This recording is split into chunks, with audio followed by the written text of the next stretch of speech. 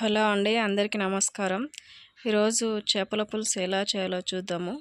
అందు గురించి అయితే ముందుగా ఒక మందపాటి గిన్నె తీసుకొని అందులో ఒక హాఫ్ స్పూన్ మెంతులు, ఒక హాఫ్ స్పూన్ జీలకర్ర వేంపుకొని పక్కకి పెట్టుకొని, అలాగే మనకి ఒక గుప్పెడన్ని పల్లీలు కూడా వేయించి పక్కకి పెట్టుకోవాలి. ఈ మూడు మిక్సీ జార్లు వేసి ముందుగా మిక్సీకి పట్టుకోవాలి.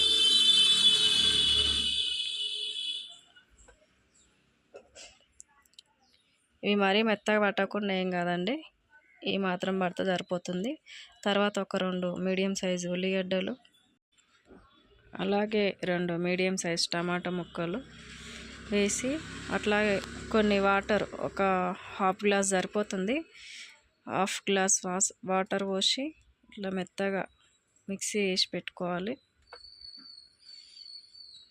తర్వాత ఒక మందపాటి గిన్నె తీసుకొని అందులో కర్రీకి సరిపడినంత ఆయిల్, ఒక హాఫ్ స్పూన్ జీలకర్ర, హాఫ్ స్పూన్ ఆవాలు వేసుకొని, ఒక టీ స్పూన్ అల్లం వెల్లుల్లి పేస్ట్ వేసుకోవాలండి. ఇది వేసుకొని అలాగే కరివేపాకు కూడా వేసుకొని ఒక 2 నిమిషాలు ఇట్లా వేగగానే మనం మిక్సీ పట్టి పెట్టుకున్నాం కదండి పేస్ట్, ఆ పేస్ట్ కూడా ఇందులో వేసుకోవాలి.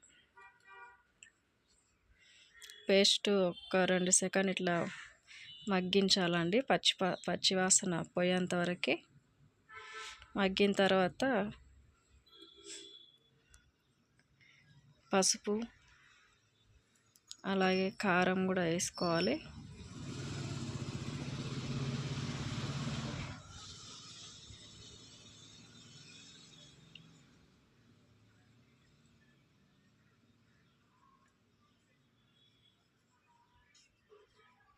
కారం ఎంత కావాలంటే అంత వేసుకోండి. ఒక స్పూన్ అయితే సరిపోతుంది. కారం ఎక్కువ తినే వాళ్ళకైతే ఒక 2 స్పూన్స్ సరిపోతుంది. కారం వేసిన తర్వాత సిమ్లో పెట్టి కొంచెం ఒక 5 మినిట్స్ మగ్గనివ్వాలండి, కారం పచ్చివాసన పోయేంత వరకు. మగ్గిన తర్వాత ఇట్లా ఆయిల్ పైకి తేలిన తర్వాత ఒక చిన్న నిమ్మకాయ సైజ్ అంత చింతపండు తీసుకున్నానండి, దాని రసము.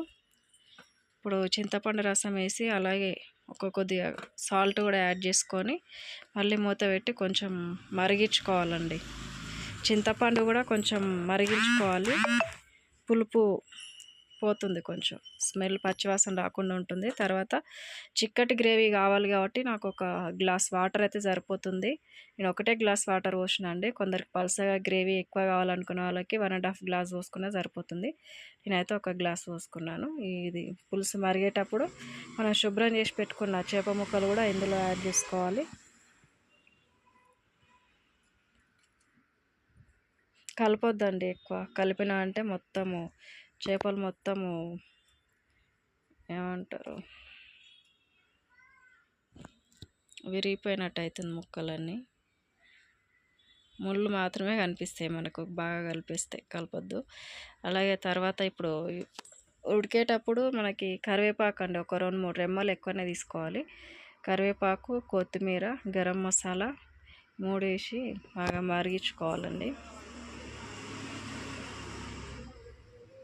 ఓకే అండి, మనకి ఒక 5 నిమిషాలు ఇట్లా మరిగించుకుంటే సరిపోతుంది. ఇట్లా చిక్కటి గ్రేవీతోటి ఎంతో టేస్టీ అయిన చేపల పులుసు రెడీ అయిపోతుంది.